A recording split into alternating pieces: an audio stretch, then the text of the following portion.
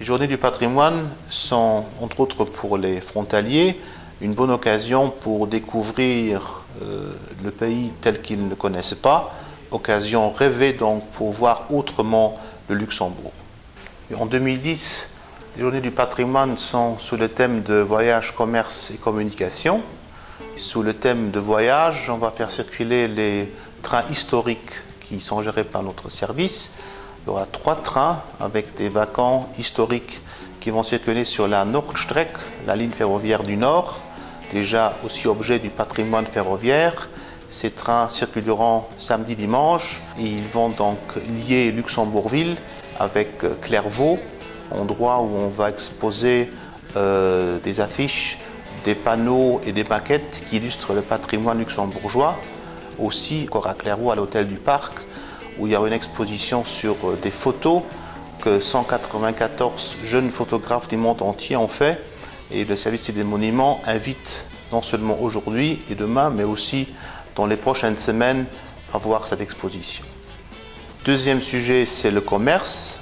Nous sommes très contents avec les maisons concernées de faire ouvrir le siège d'ArcelorMittal, ex-Arbet, avenue de la Liberté à Luxembourgville. C'est donc un des palais de l'industrie luxembourgeoise qui va ouvrir ses portes. Samedi 18, il y aura 16 visites guidées avec des guides professionnels. Dimanche 19, une autre grande maison, siège industriel et du commerce luxembourgeois va ouvrir. C'est le château de Villauray-Boch à Luxembourg-Septfontaine.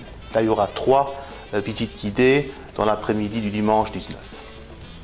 Sous le signe de la communication, entre autres, on veut faire découvrir un site qui a été récemment achevé par les sites des monuments nationaux, c'est le circuit féodal d'Useldange, où on a mis en place une autre manière de voir les choses, afin que les personnes handicapées de la vue peuvent, de manière tactile, mais aussi en écoutant des bandes sonores, découvrir un site féodal. Donc c'est une autre manière de communiquer l'héritage, ce qui se fait à Useldange, circuit qui est toujours ouvert, mais dans les journées du patrimoine sera visitable avec des guides qui sont en place donc pour le samedi 18.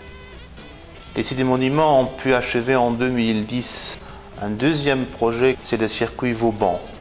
Si certaines parties de ce circuit ont déjà pu être découvertes pendant les dernières années, on a pu mettre en place maintenant une trentaine de panneaux qui illustrent l'héritage, le patrimoine notamment que Vauban a laissé à Luxembourg.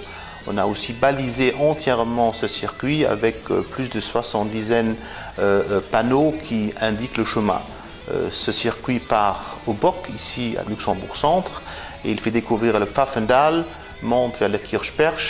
Les visiteurs peuvent découvrir le labyrinthe de Fort Obergrunewald, trouver ces sentiers entre le Fortungen et le Mudam, et puis revenir vers Clausen, vers le Bock. Le circuit Vauban est accessible à tout le monde. Toute la famille, naturellement, peut trouver son plaisir. Vu qu'il y a quand même un dénivelé assez considérable, il faut apporter quand même une assez bonne condition. En plus, il faut avoir du temps. C'est un parcours, si on veut lire un peu attentivement les panneaux mis en place, un peu découvrir et savourer le paysage, il faut compter entre 3 et 4 heures.